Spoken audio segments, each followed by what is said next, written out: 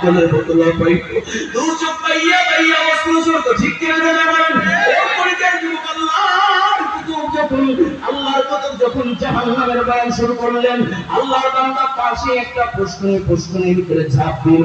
হঠাৎ করে পুষ্করিণীর ভিতরে ঝাঁপ দেয়, আল্লাহর বান্দাকে ধরাধরি করিয়া উঠায়। আল্লাহর বান্দা কয়, আমাকে একটু হুজুরের কাছে নিয়ে যাও। হুজুর বয়ান যখন শেষ করলেন, ডাক দিয়া বলে, হযরত, আমার মতো গুনাহগার আর কেউ নাই, আমার মতো পাপী আর কেউ নাই, আমার মতো জালেম আর কেউ নাই। আপনি বয়ান করেছেন, এই বয়ান সম্পূর্ণ বয়ান আমার জন্য। আমি যে গুনাহ করেছি ওই জাহান্নামের বড় ভয়ঙ্কর আযাব আমি সহ্য করতে পারবো না। হুজুর কেমনি জাহান্নামের আগুন থেকে বাঁচবে একটু বলিয়া দেন। ও কলেজার যুবক, এই ময়দানে যারা আপনারা আসছেন, আপনারা বড় ভাগ্যবান। এই মজমে আমার মতো গুনাহগার আর কেউ নাই। আমার হাতের গুনাহ আছে, আমার পায়ের গুনাহ আছে, আমার জবানের গুনাহ আছে। ও বাবা, গুনাহ করতে করতে করতে করতে অন্তরটাকে কালো কয়লার মতো বানায় ফেলছি।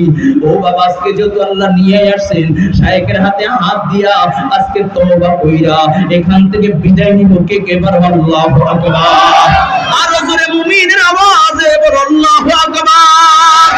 ও কলিজার যুবক, আল্লাহর বান্দা বলে, হযরত আমার মতো গুনাহগারের কেউ নাই, আমার মতো পাপী আর কেউ নাই। আমি কেমনে জাহান্নামের আগুন থেকে বাঁচবো? একটু রাস্তা বইলা দেন। আল্লাহর কুতুব রাহমাতুল্লাহি আলাইহি ডাক দিয়া বলে, সত্যই কি তোমার ভিতরে জাহান্নামের আগুনের ভয়? বলে, হ্যাঁ হ্যাঁ হযরত, আমি জাহান্নাম থেকে বাঁচতে চাই। আল্লাহর কুতুব বলে, এই যে বইগুলো আছে, বইয়ের স্তর দেখা যায়, এখানে একটা বই আছে, ওই বইয়ের আযাব সত্য দেখি না কেন? যাও যাও, ওই বইটাকে নিয়ে বাসায় যা পড়বা। আল্লাহর বান্দা ওই বইটাকে নিয়ে বাড়িতে চইলা যায়, ঘরের দরজা বন্ধ কইরা বাতি জ্বালাইয়া রাত্রিবেলা বার এই বইটাকে পড়ে আর চোখের পানি সেরা সেরা কান্না করে সকালবেলা বিবিদেরকে ডাক দিয়া বলে, দুইটা বিবি ছিল, দুইজনকে বিবাহ করেছে। দুজন বিবিকে ডাকলেন, ডাকার পরে ডাক দিয়া বলে, ও বিবি, আমি আর কোনোদিন ডাকাতি করব না, মানুষের মাল লুটপাট করব না, মানুষের সাথে জুলুম অত্যাচার করব না। আজ থেকে আমি নিয়ত করলাম, মানুষের বাড়ি বাড়ি কাজ করব, বদলা দিব, এরপরে সামান্য যা রিজিক হয় সেটাই দিয়া সংসার চালাইবো। যদি তোমাদের থাকতে মনে চায় তাহলে তোমরা থাকো, আর যদি না মনে চায় চইলা যাও, কোনো বাধা নাই। দুজন বিবি ডাক দিয়া বলে, প্রাণের স্বামী আমার, আমরা তো আপনার কাছে আসছি, আপনি মানুষের মাল চিন্তাই করে আনবেন, সেই টাকা ওই জন্য আসি নাই। আমরা আপনার সংসারে আসছি, আপনার সামান্য ইনকামে যদি সংসার না চলে, আমরাও মানুষের বাড়ি বাড়ি ঘরে ঘরে যেয়ে আমরা কাজ করে সংসার চালাইবো। ডাক দেয়া বলে, স্বামী আর কোনোদিন উল্টা পথে চইলেন না। দেখতে দেখতে 7টা মাস চইলা যায়। আল্লাহর বান্দা সকালবেলা ফজরের নামাজ পড়িয়া ঘরের ভিতরে জিকির করতেছে। ও করে যারা যুবক, চরমনের যারা মুরিদ, তাদের একটা সব কাজের সকাল সন্ধ্যা কার জিকির। আরো জোরে আওয়াজ করে বলো, কার জিকির? হয় না মুমিনের আওয়াজে বলো, কার জিকির? আল্লাহর বান্দা আল্লাহর নামের জিকির শুরু করে দিলেন। এমন সময় থানার দারোগা আইসা এবং তার দরজা খোল। এমন সময় থানার দারোগাকে দেখে বলে, স্যার এত সকালবেলা কেন আমার বাড়ি? কয়, চলো চলো থানায় চলো, বুঝতে পারবা। হাতের ভিতরে হ্যান্ডকাপ লাগাইয়া থানায় যখন নিয়ে যায়, এক হাজী সাহেব তার বিরুদ্ধে মামলা দেয়। বলে, মুমতাজ তুমি কি ডাকাতি করেছো? হাজী সাহেব বলে, এভাবে নরম ভাবে জিজ্ঞাসা হবে না, পিটাইয়া জিজ্ঞেস করতে হবে। আল্লাহর বান্দা মুমতাজকে যখন আঘাত করবে, পিটাইবে, এমন সময় মুমতাজ ডাক দিয়া বলে, স্যার আপনি আমাকে আঘাত করবেন, কোনো বাধা নাই, কোনো বাধা নাই, কিন্তু আপনি আমাকে আঘাত করার আগে একটু সময় দেন, আমি আমার গায়ের জুব্বাটাকে একটু খুলিয়া নেই, আমি আমার মাথার টুপিটাকে একটু খুলিয়া নেই। বলে, টুপিটা খুলিয়া জুব্বার পকেটে রাইখা দাড়িটা দিয়া, বলে পাগড়ি দিয়া দাড়িটাকে সুন্দর করে বাঁধছি। এখন ডাক দিয়া বলে, স্যার আপনি আঘাত করেন, কোনো বাধা নাই। ডাক দিয়া বলে, রে মুমতাজ, জুব্বার উপর দিয়া আঘাত করলে, পিটাইলে তো ব্যথা কম লাগতো, কেন তুমি জুব্বা খুললা, টুপি কেন খুললা, দাড়িটাকে কেন তুমি ভাঙলা? মুমতাজ ডাক দিয়া বলে,